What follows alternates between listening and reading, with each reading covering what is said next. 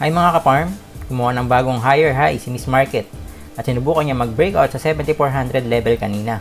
Mukhang maganda pa ang itatakbo niya this coming days. Lumampas na din sa 50% gain ang ating open port at may isang nag-breakout sa ating top 5 picks kanina. Check natin sila. Tara guys, mag-chart na tayo. This is Farm Boss and welcome to my YouTube channel.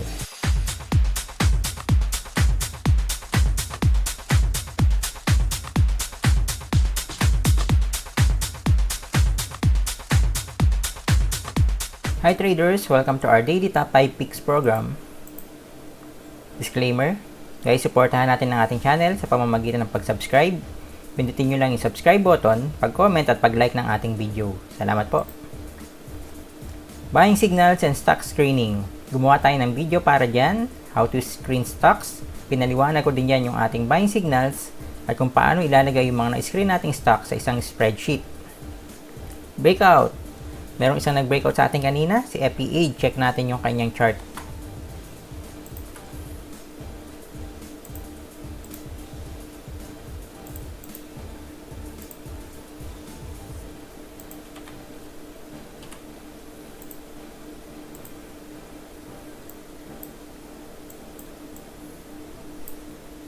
So, ang tinaas ni FPH kanina, 2.32 lang. Ito yung plan natin sa kanya. Buy tayo after mag-breakout. Ang kanyang breakout level is 80.00. So, bibili tayo 80.05. Ang ating TP, 86.00. Dito natin nakuha. Pick na itong candle na to. Possible gain is 7%.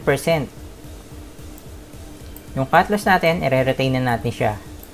Kasi maliit lang yung tinaas ni FPH kanina. So, pwede kang magbenta kung babalik siya sa loob ng Darvas box or kung mahihit itong cut loss level mo na 77.55. Okay? May mga malalakas na galaw din dun sa ating FYI stocks. So, check natin sila. Una na si SGP. Synergy. 23% gain. So, sabi natin, kita natin yung volume kahapon, malaki, tas yung RSI niya nasa sa parabolic level na or nag-parabolic level kanina. Bibili tayo after breakout. So, sakto siya kasi yung breakout niya, yun yata yung buy area natin. So, maganda yung candle ni SGP kanina, baka may continuation to bukas. Tingnan nga natin yung kanyang 52 weeks high. So, nasa 52 weeks high na din siya. Mukhang magtutuloy-tuloy pa si SGP. Pero pag ganito guys, kasi kaka-break niya lang din dito. So, mukhang okay pa siya. Pero ingat pa din guys, pag ganito. Medyo malaki yung inaas niya. Ang isa pa ay si DHC.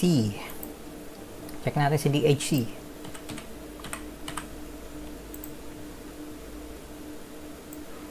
Makikita nyo guys, yung volume din kahapon ni DHC. Malaki. So, pwede nyo nang gawing indication tong volume. Pag malaki yung volume, and then yung RSI niya, papunta na sa parabolic level or above 70, pwede na natin siyang bantayan.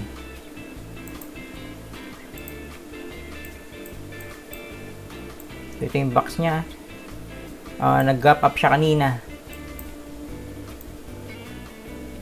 Tapos nag-52 weeks high na din pala siya. Tingnan natin. Maganda uli yung volume niya kanina. So, tingnan natin kung may continuation pa uli siya bukas. Okay, isa pa. Si MRC. So, ito yung mga FYI stocks natin na gumalaw. So, si MRC naman, ito yung swing trade na diniscuss natin kahapon. So guys, yung mga nagtatanong ng swing trade, criteria natin sa swing trade, same pa din naman doon sa ating screening ng breakout. Kasi ang criteria ko dito sa swing trade ko, dapat 60 yung RSI niya and AOTS pa din, so uptrend. So, may momentum pa din siyang pataas. And then, dapat meron siyang i-breakout na level. So, sabi natin kahapon ito, itong level na ito yung kailangan niyang breakout. 0.65. So, nag-breakout naman siya. So, yung open niya, 0.66. Kung diyan ka bumili, may gain ka pa na 10%. Isa pa, alam ko, diniscuss ko na din dati to. Ito dapat may gulp niya tong or mabibreak niya tong red candle, yung huling red candle. Check natin. Ito. So, itong candle na to, na-break niya yung huling red candle niya. Itong candle na to. Kung ganyan, pwede na tayong bumili. Kung 0.59 yan, pwede kang bumili sa 0.60. So, kailangan palagi tayo may nabibreak na resistance kung bibili tayo. So, sa price action pa din tayo. Dapat gagawa siya ng mga bagong highs niya. Ito si MRC, gumawa na siya ng bagong high kanina. So, 0.73. So, ito na yung mga high niya. Itong isa na to. Yan. Higher high, higher high. Tapos ngayon, bagong higher high. So, maganda yung price action niya. Maganda yung pinapakita niyang price action. So, tingnan natin kung may continuation na patok bukas kasi yung volume niya kanina, ayan, malaki. So, above average. And massive ng konti yung volume niya. Okay? Yan yung ating mga nag-breakout tsaka yung mga FYI stocks na matataas ang ginalaw. So guys, tapusin nyo yung video kasi sa dulo yung mga medyo yummy na mga content kasi dun yung mga tumataas na mga stocks minsan. Okay? Tsaka andun din yung ating open port. Yung open port, papaliwanag ko dun kung ano yung mga ginagawa nating real trading natin dun sa port natin. Top 5 picks for Tuesday, January 12. Bilis ng araw, January 12 na kagad. Top 5 picks natin, Home, Ion, CNPF, MWC, at TBGI. Check natin si Home.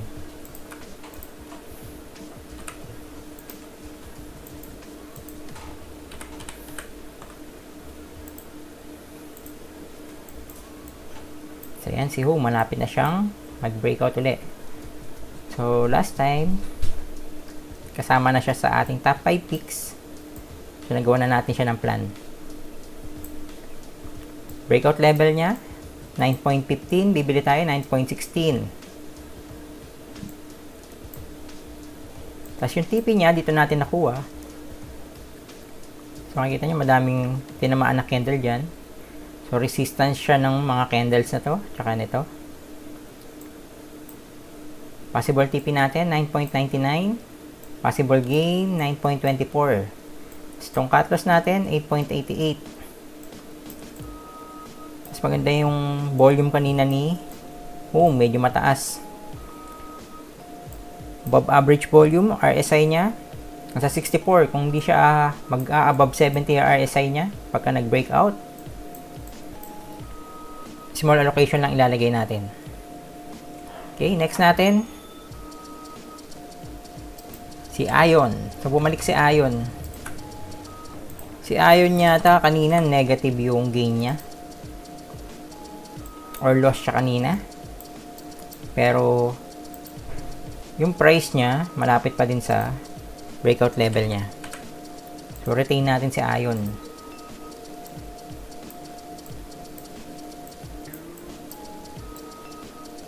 So yun pa din ang plan natin kay Ion. Kagaya kahapon, breakout level niya 1.43. Buy tayo after niyang mag-breakout, 1.44. TP natin, 1.59. So, dito natin nakuha. Yung peak niya tong red candle na yan. Possible gain, 11.44%. Taas ang ating cut loss. So, nakuha na natin kahapon to sa ating trade plan calculator. Kaya, ito na yung gagamitin natin. Cut loss, 1.40. 4% cut loss natin yan. Kanina, maliit yung volume niya kanina, below average. RSI niya nasa 63. Tingnan natin kung mag-breakout si Ion bukas. Next natin si CNPF. Check natin yung chart ni CNPF. So, tine-check ko yung chart ni CNPF kanina.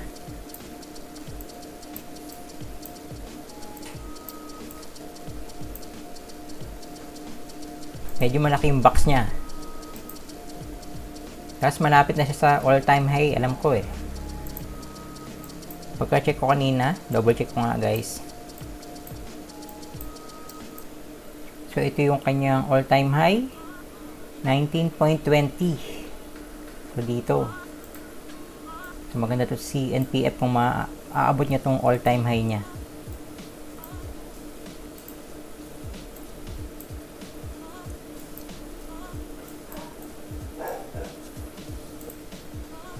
Ang breakout level nito ni CNPF 18.40. Bili tayo 18.41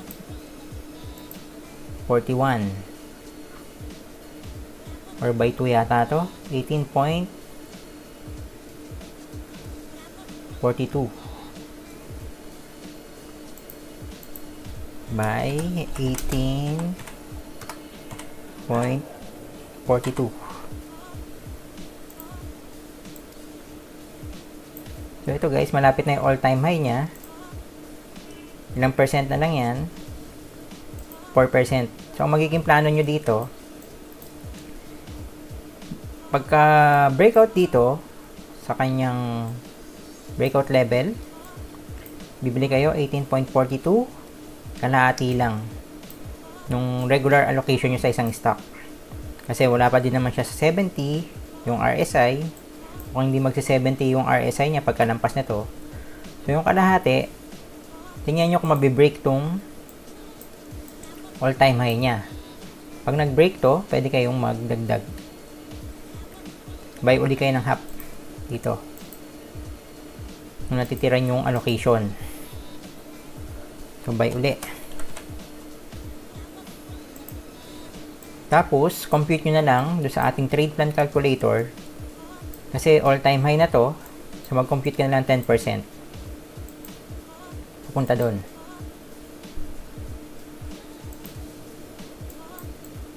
Check na natin. Hindi, compute na lang natin. Sige. So, ito yung breakout. Buy ulit tayo. Wait lang. Buy tayo ng pagka-breakout niya. Second tranche natin, ang buying. Okay, ito yung second tranche natin. Buy uli. 19.22.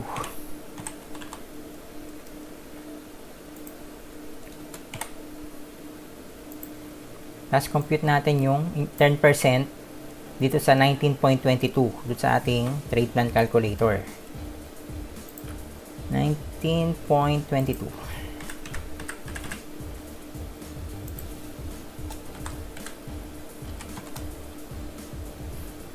So, ito yung 10% natin. 21.41.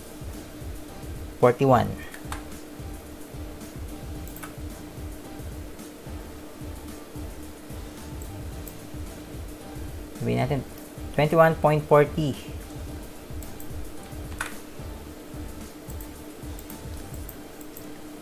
So, ito yung target TP natin.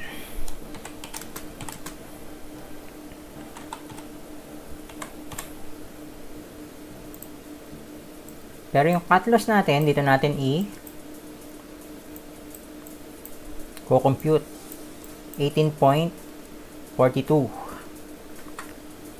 Balik ulit tayo doon. 18.42. So, cut loss natin, 17.85.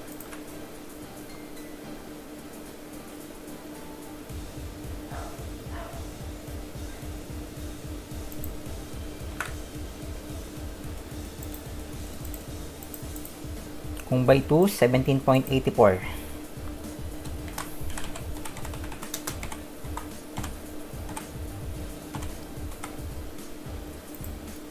So, ang plan dito guys, Pag nauntog dito, tapos bumalik,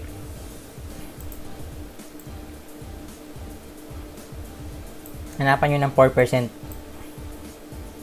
Kailangan meron kayo palaging plan kung saan kayo lalabas. Yan, ito yung nag-buy ka pa dyan. So, tingnan natin pala yung average. Kung dito ka nag-average sa gitna, ang gagawin mo, hintayin mo na lang bumalik dun sa loob ng box kung ito yung magiging average mo. Kung yung gitna. Pagbalik ng box, sell ka na. Tapos dito, kung nag-breakout siya dito, tapos bumalik sa box, pwede kang magbenta na, or hintayin mo itong cut loss mo na 17.84. So, ito yung palaging maximum natin. Anytime na bumalik yung price sa box, mag-isip ka ng magbenta. Minsan, wag mo nang paabutin dito sa cut loss. Kasi, nasira na yung ano mo dito yung bias mo. Kasi ang bias natin dito, dapat pagka-breakout niya sa box, dapat malakas na siya kaagad. Hindi na siya babalik uli. So, kaya sinasabi kong pagbalik ng box, pwede na kayo magbenta kasi nasira na yung plan nyo or yung bias nyo na malakas yung nag-breakout na stock. Pero, yun nga, pwede pa din namang hintayin nyo to. Kaso nga lang, kadalasan ginagawa ko pagbalik talaga sa box, benta na. Okay?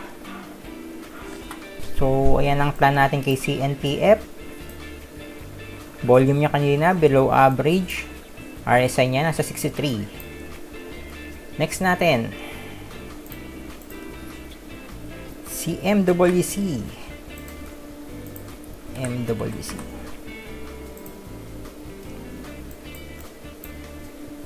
CMWC, medyo nag-establish na siya ng kanyang support. Lagyan natin siya ng box.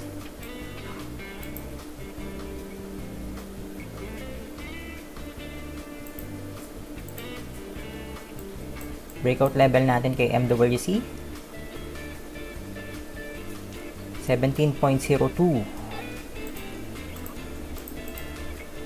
Buy tayo after niya mag-breakout 17.04.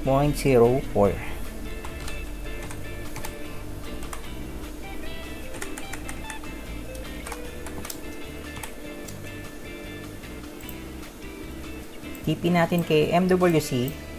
So si MWC, maganda yung chart niya na. Medyo malayo na yung susunod na resistance niya. Tingnan natin to.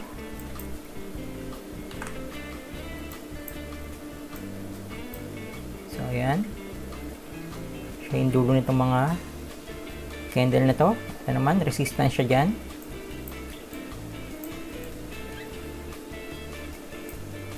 Tingnan din natin tong gap niya yan. Pero huwag na natin ilagay yung level. Pero take note natin, may gap siya dyan.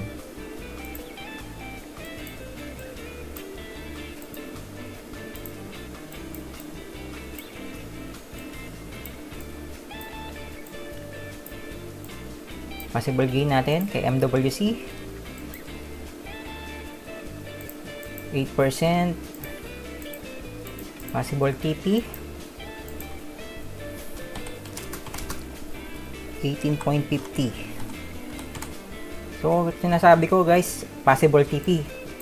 Kasi pag may nakita kayong weakness, kunyari, isang mahabang red candle na pababa, mas malaki din yung volume, medyo mga weakness yun guys. Tingnan nyo din siya.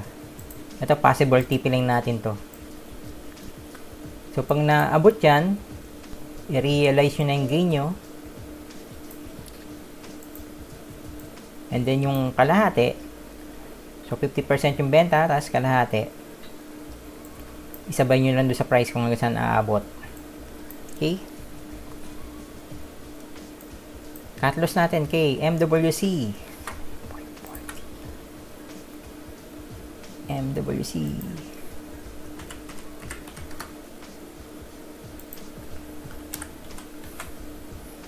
$16.86.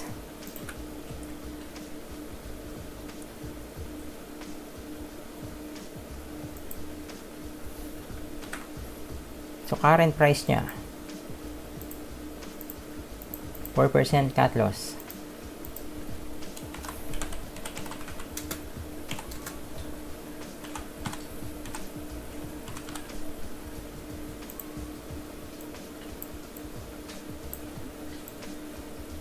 Kanina, yung volume niya above average, RSI niya nasa 62. So, mabababa yung mga RSI nito guys, kaya pag breakout nito, hindi siya mag-above 70 RSI. Maliit na allocation lang ilalagay natin. Hanggang ma-achieve nyo yung RSI na above 70. Pag na-achieve nyo yung RSI na above 70, tsaka lang tayo magdagdag uli ng allocation. So, ayan si MW. Last natin si TBGI.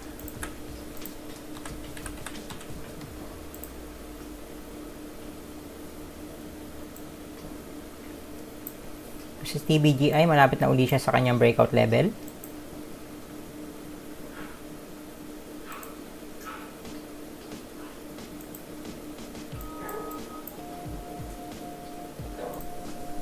Breakout level niya 0.3850. Bibili tayo after niya mag-breakout. So, 0.39.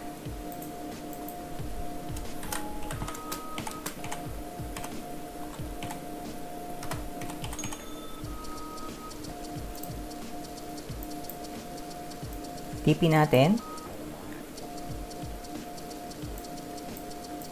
Kuhain natin tong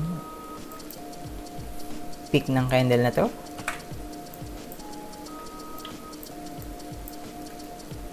Possible gain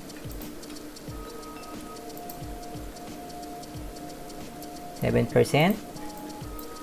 Possible TP natin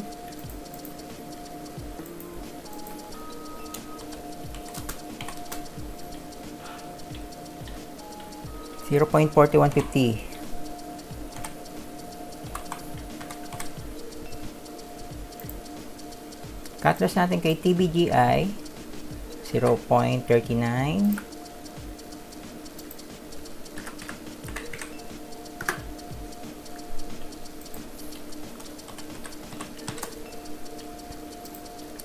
$0.3780.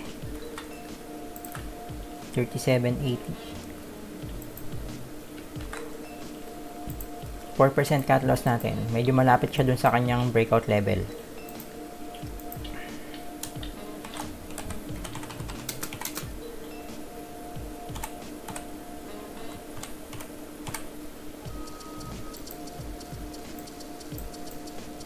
Kanina, above average yung volume ni TBGI. As RSI niya, nasa 62.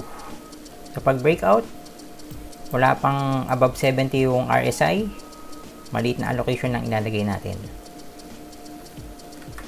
Ayun guys, siya ng ating top 5 picks for Tuesday, January 12. Questions and requests? Sir, gawa po kayo ng kung paano mag-spot ng bounce at swing trade.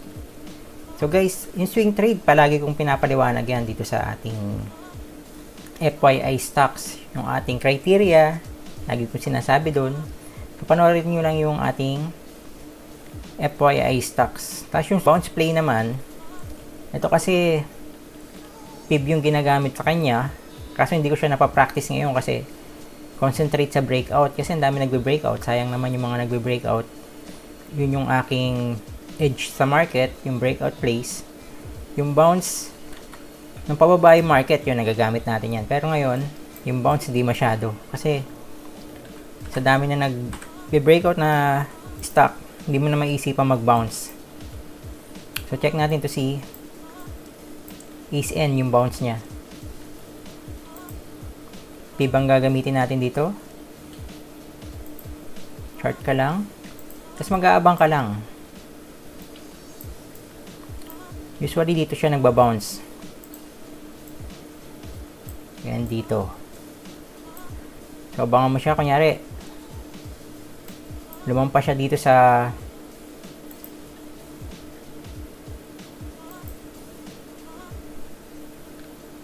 38.2% na area na itong PIB, lumampas siya dyan.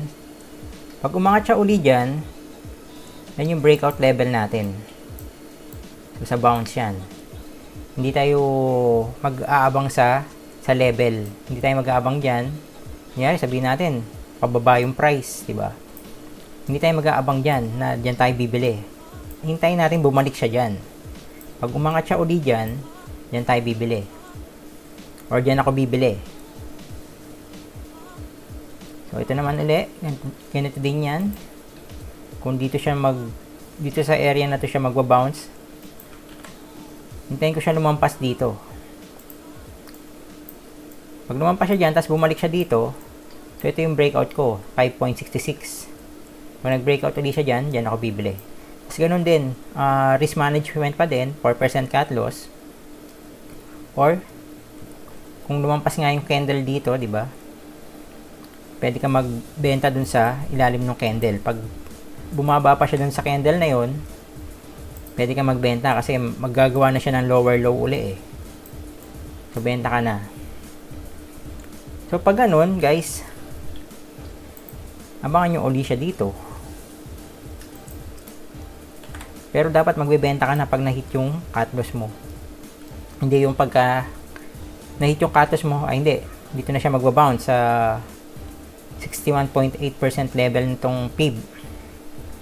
Hindi ganun. Dapat mag-cut ka na dito, tapos hanap ka uli ng opportunity. Pagbaba niya dyan, tapos umangat, nag-bounce, doon ka palang bibili. So, ganun yung bounce. Or, isa pang option, pag nagbabounce ako, itong mga MAs. So, ganun din. Abang ka lang dyan sa MAs. Ito, makikita nyo siya dito. Bumaba siya dyan sa MA na yan. Pero dapat may confluence siya na price palagi. Hindi tayo bibili dun sa pagka-break ng MA. Tingnan natin yung confluence niya dito. Hanap palagi ako ng medyo malakas na resistance. Tapos kailangan mababreak niya yun. For example, ito. So, hanap pa na reference mo. Saan ba umabot tong si... Ito parang nag-bounce siya dito sa resistance na to eh. Sa support na to pala. So, may support dito. Mukhang nag-bounce siya dyan. Pero maghahanap ako ng kailangan niya mabibreak. Kung di dyan, titingnan natin sa 5-minute chart. Ito.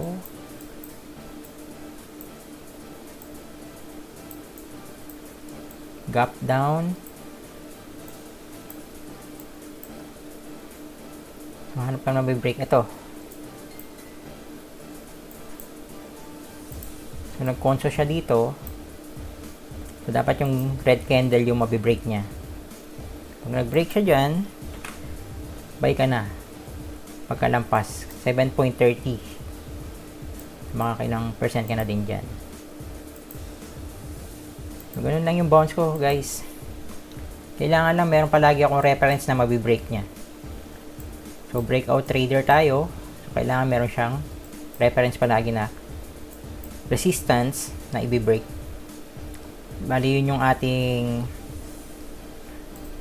conviction. Hinahanap natin na conviction na tataas siya or meron siyang momentum pataas. Kailangan may mabibreak siyang resistance. Next na tanong o request pala, BRN. So, mamaya na si BRN. Ito si Sir John. Mamaya na. Kasama natin siya sa ating FYI stocks. Tapos ito, Sir, tanong ko lang, paano ka nagka-cut loss pag malaki na red candle sa EOD ka lang nagka-trade? So, 100 by 96. So, yun yung per percent cut loss. Paano pag nag-90? Yung cut loss, kailangan habit to eh. Wala na tayong iniisip.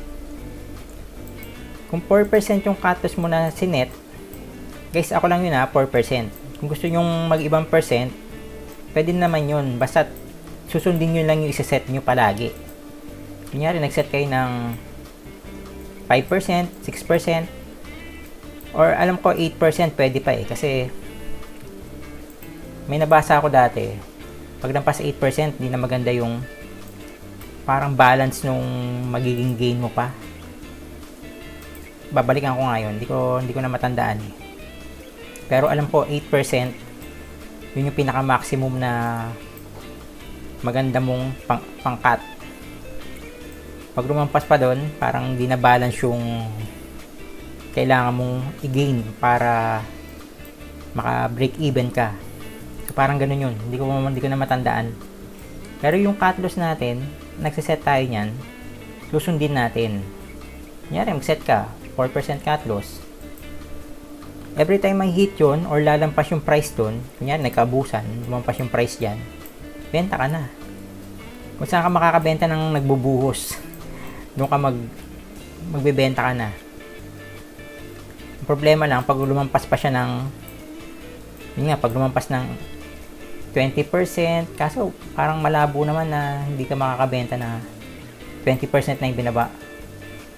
Pero lang, sira pala yung ano mo, yung broker mo pala uli. So yun guys, basta inabot mo yung 4% or kung ano man yung sineset mo, 6%, 8%, 5%, sundin mo na siya. Gawin nating habit yung pagsunod dun sa ating plan. Yun yung kailangan natin sa trading, yung maging discipline tayo. And then yung mga positive habit dapat palagi natin ginagawa. So ngayon, madali lang tong pagte-trade ngayon kasi bull market tayo eh. Pero pag bear market ulit tayo, doon yun na mararamdaman yung mga sakit ng 20% loss, 30% loss kasi hindi kayo nagka-cut. Eh ngayon, kahit hindi ka mag-cut, bumabalik yung price pataas. So hindi mo siya mararamdaman. Pero pag bear market ulit tayo, kahit na ganito yung market natin, maganda yung ginagalaw, gawin pa din natin yung mga positive habits. Yung mga magpapasurvive sa atin pag nag-bear market ulit. So, itong mga take profit na area, minsan nanghihinayang ako, nagte-take profit na kagad ako kasi nagsiset ako ng take profit, diba?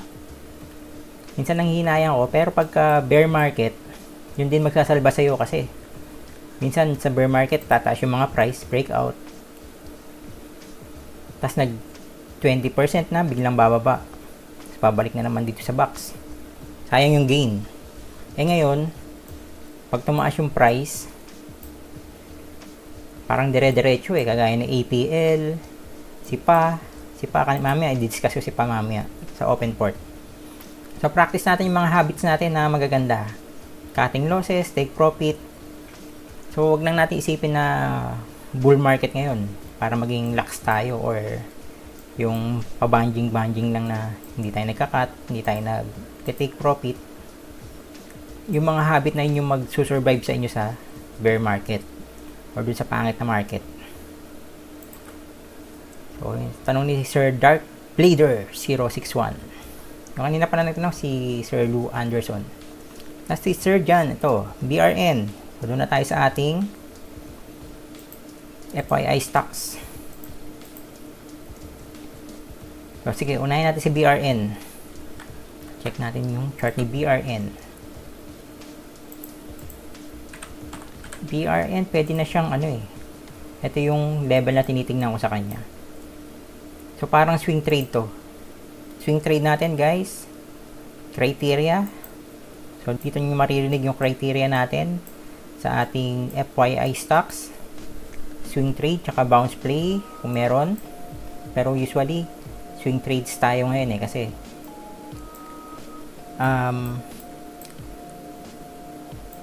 sinasamantala natin yung trend ng market. So, kahit na nagsiswing trade siya, or minsan tawag dito dip, minsan nagsiswing low siya, or nagdi-dip, tumataas pa din yung price. So, i-ano lang natin, i-maximize lang natin tong bull run natin. Dito, kung isi-swing trade ko to, unang red candle na engulfing. So, red candle, dapat yung susunod na green candle, engulfing siya. So, ibig sabihin, mas nataasan niya yung huling red candle niya. So, itong green candle na to, tumaas dun sa red candle. So, dito na yung bili ko. 0.91. Pero, tapos na yan, guys, eh. Ito na tayo. So, may gain ka ba dapat dito? Kung dito ako magbibenta sa taas ng box, 17%. Pero tapos na yan. So, dito na tayo. Next level na. So, ito na yung ating next level. Actually, pwede pa siya. Kung mabibreak dyan, pwede ka nang bumili. Kung gusto mong test buy lang, or maliit na allocation, pwede. Para makadagdag ka kung magbe-breakout man dito sa taas ng Darvas box. So, ilang percent na lang yan. 8%. So, maganda pa, diba? Kung magsi-swing trade ka dito, tawag ko dito swing trade kasi hindi pa siya magbe-breakout eh. Kaka-swing high niya pa lang eh. 8.7%. Kaso hindi pa siya nagpapakita ng volume. Kaya din minsan, hindi ako masyadong nagsiswing trade kasi hindi mo masyadong maintindihan yung mga indication kasi ito nga, walang volume.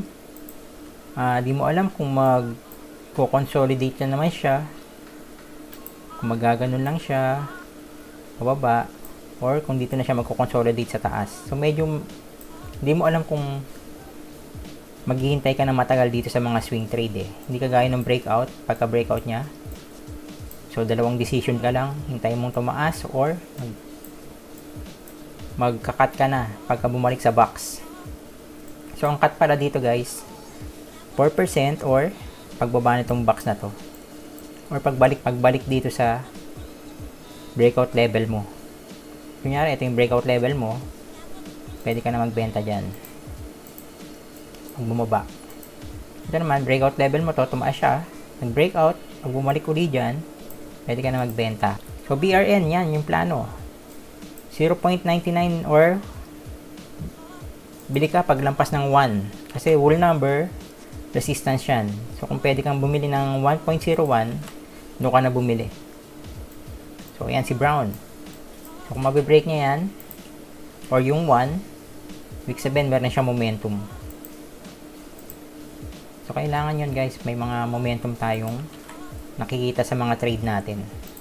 Para hindi tayo naghihintay. Okay. So, guys, sana nasagot ko yung mga question nyo ng maayos.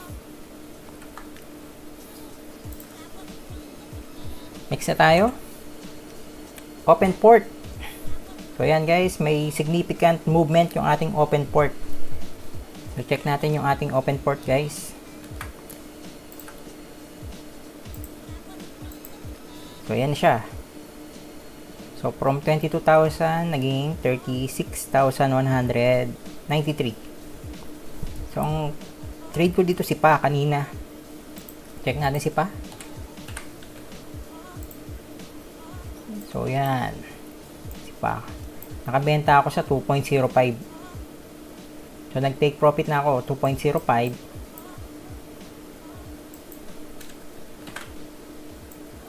Tapos, iniwan ko yung konti. Konti na lang naiwan dito. Pero, sayang pa din eh. So, ilan na lang yan? 10,000 na lang naiwan. Pero, 4,000 ang gain. Ngayon, 73.55%. So, parang puhunan ko dito, nasa 5,700. Tingnan natin kung pwede pa tayo magdagdag uli. Kung magpakita ng lakas ulit si Pa. Si San naman, gain na ako dito kahapon, kaso nga lang kanina bumaba yung price niya. Kaya medyo nag-negative 20. Pero may pag-asa pa naman ako dito. Dito pala kay Pa kanina, gusto ko magdagdag kanina sa... So, nag-take profit na ako sa 2.05. Bumaba siya dito. Parang gusto ko magdagdag dito sa 1.90. Or bago mag-2 uli. Kaso ang problema, si Cole uli. Yung broker na naman. Pero, okay lang. Kumita naman kanina. Yan, si San naman. So, red candle siya kanina pero mukhang hawakan ko pa muna siya.